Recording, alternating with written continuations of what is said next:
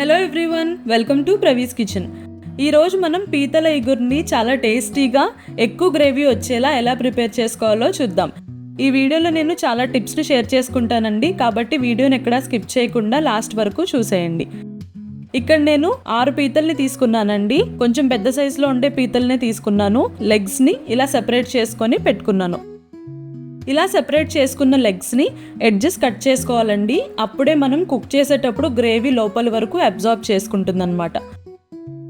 ఇలా పీతలన్నిటినీ కూడా క్లీన్ చేసుకొని 3-4 సార్లు వాష్ చేసుకుని పక్కన పెట్టుకోవాలి. ఇప్పుడు మనం పీతల ఇగురులో కావలసిన గ్రేవీని ప్రిపేర్ చేసుకుందాం. ఒక 4 మీడియం సైజ్ ఆనియన్స్ని తీసుకొని చిన్న ముక్కలుగా కట్ చేసి మిక్సీ జార్లోకి ట్రాన్స్ఫర్ చేసుకోవాలి. తర్వాత ఇందులోకి 4 ఇంచుల అల్లాన్ని తీసుకొని ఇలా సన్నగా ముక్కలుగా కట్ చేసి వేసుకోవాలి. అలాగే ఒక వెల్లుల్లిపాయ రెబ్బల్ని వేసుకోవాలి. ఇప్పుడు ఇందులోకి 1/2 స్పూన్ జీలకర్ర, 1 స్పూన్ ధనియాలు, 1 స్పూన్ గసగసాలు, 4 లవంగాలు, 2 ఇంచుల దాల్చిన చెక్క, 1 టేబుల్ స్పూన్ ఎండు కొబ్బరి ముక్కలు వేసి మెత్తటి పేస్ట్లా గ్రైండ్ చేసుకోవాలి. ఇలా గ్రైండ్ చేసుకున్న పేస్ట్ని ఒక బౌల్లోకి కలెక్ట్ చేసుకొని పక్కన పెట్టుకోవాలి. ఇప్పుడు ఒక అడుగు మందంగా ఉన్న వెడల్పాటి పాత్రని తీసుకొని అందులోకి 4 టేబుల్ స్పూన్ల వరకు ఆయిల్ వేసి వేడెక్కనివ్వాలి. నాన్ వెజ్ కర్రీలకి ఆయిల్ కాస్త ఎక్కువే పడుతుందండి. ఆయిల్ వేడెక్కిన తర్వాత ఇందులోకి ముందుగా గ్రైండ్ చేసి పెట్టుకున్న మసాలా పేస్ట్ని వేసి ఒకసారి కలుపుకోవాలి. తర్వాత ఇందులోకి చిటికెడు పసుపు, రుచికి సరిపడినంత సాల్ట్ని వేసి నూనె పైకి తేలేంత వరకు వేపుకోవాలి. ఇది వేగే గ్యాప్లో మనం ఈ కర్రీకి కావలసిన మరొక పేస్ట్ని రెడీ చేసుకుందాం. 3 బాగా పండిన నాటు టొమాటోల్ని తీసుకొని ఇక్కడ చూపిస్తున్న విధంగా చిన్న చిన్న ముక్కలుగా కట్ చేసుకొని మిక్సీ జార్లోకి ట్రాన్స్ఫర్ చేసుకోవాలి. తర్వాత ఇందులోకి కొద్దిగా నానబెట్టిన చింతపండు, గుప్పెడు కొత్తిమీర తరుగుని వేసి మెత్తటి పేస్ట్లా గ్రైండ్ చేసుకోవాలి. ఒక 5-6 నిమిషాల తర్వాత ఉల్లిపాయ మసాలా పేస్ట్ ఇలా వేగి నూనె పైకి తేలిన తర్వాత మనం గ్రైండ్ చేసి పెట్టుకున్న టొమాటో పేస్ట్ని వేసి కలుపుకోవాలి. స్టవ్ని మీడియం ఫ్లేమ్లో పెట్టి ఒక 4-5 నిమిషాల పాటు కుక్ చేసుకోవాలి. ఇలా కుక్ అయిన తర్వాత ఇందులోకి 2 టేబుల్ స్పూన్ల కారాన్ని వేసి కలుపుకోవాలి.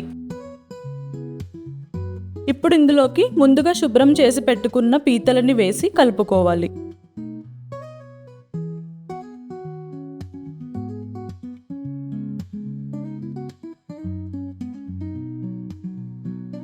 తర్వాత 2 కప్పుల వాటర్ని వేయాలి.